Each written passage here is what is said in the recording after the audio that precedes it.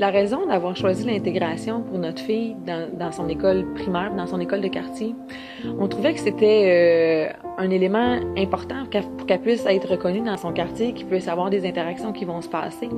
Et je pense que ça fait une différence aussi dans la vie des amis ou dans la vie scolaire, d'avoir la chance comme de côtoyer un enfant comme Laurence. L'Association du Québec pour l'intégration sociale tient à souligner des exemples exceptionnels d'inclusion scolaire d'enfants vivant avec une déficience intellectuelle. C'est grâce au travail de parents, de direction d'école, d'enseignants et d'intervenants dévoués que ces initiatives profitent non seulement à l'enfant concerné, mais aussi aux autres élèves et à toute la communauté. Voici l'histoire de Laurence, de Blainville. Pour que l'intégration soit réussie, c'est vraiment de s'assurer qu'il y a un travail d'équipe. C'est sûr qu'on n'est pas tout seul là-dedans comme direction. C'est de faire comprendre aussi aux enseignants qui sont pas tout seuls là-dedans, de travailler avec le parent aussi. Donc c'est vraiment l'association de tous les intervenants qui vont faire en sorte que c'est gagnant. Je dirais aussi pour que l'intégration soit réussie, c'est de nous faire confiance, de faire confiance à notre équipe et de faire confiance à l'élève qu'on accueille, de croire en son potentiel et de célébrer les succès, de faire voir les réussites, de faire voir l'élève aussi d'une façon positive.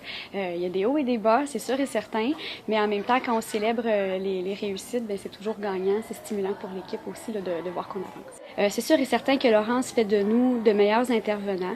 Elle fait sûrement de moi une meilleure direction aussi, parce qu'elle nous amène à nous remettre en question dans nos pratiques, à revoir nos façons de faire, à penser différemment, et ça fait qu'on se renouvelle puis on veut répondre à son besoin, évidemment. Donc, c'est sûr qu'il y a cet impact-là. Comme premier conseil, d'accepter que tout ne soit pas parfait, de s'accueillir là-dedans comme direction. On n'est pas nécessairement des spécialistes d'adaptation scolaire. Par contre, il y a des ressources. Alors, c'est d'aller chercher ces ressources-là.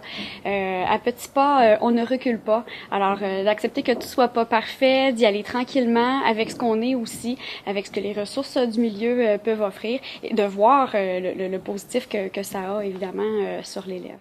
C'est une expérience extraordinaire. Vraiment, je trouve que c'est un plus, tant au niveau du groupe classe qu'au niveau de tout le personnel dans l'école.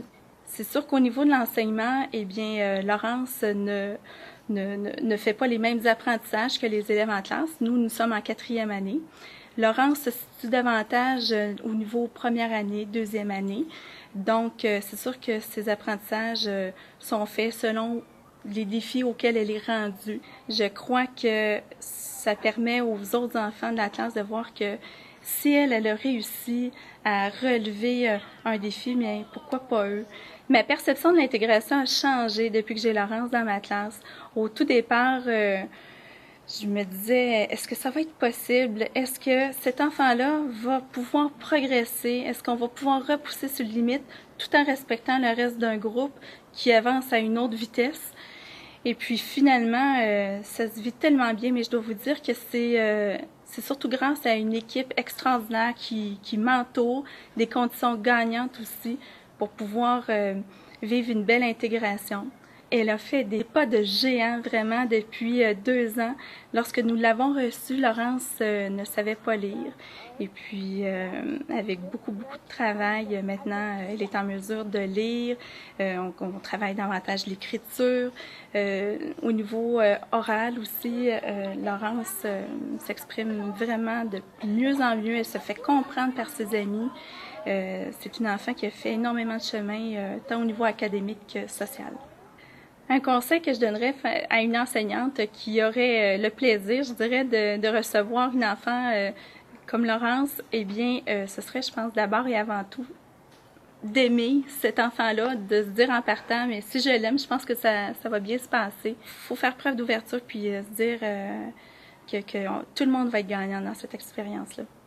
Ben c'est sûr qu'avec les autres camarades, la plupart du temps, c'est sûr qu'il peut y avoir des petites difficultés, c'est normal, c'est comme toute relation entre enfants.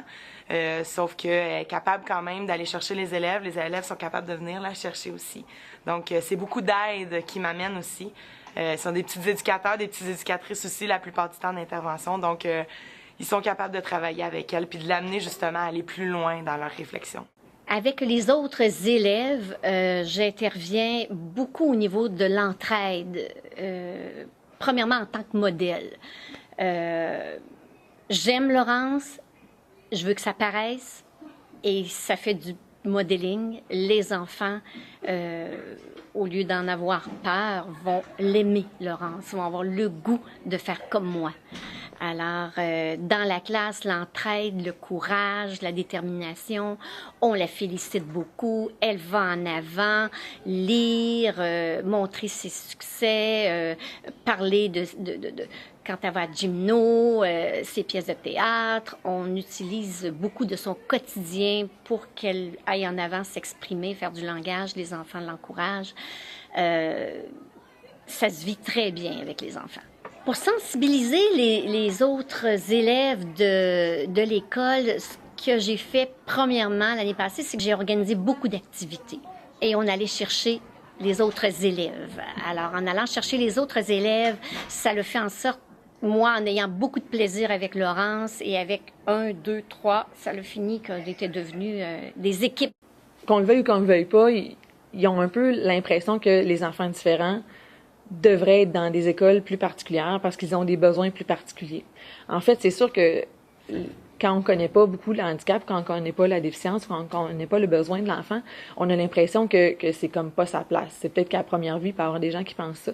Donc, je pense que d'avoir fait ce choix-là, c'était incontournable de devoir pas affronter, mais d'essayer de faire tomber certains de ces préjugés-là.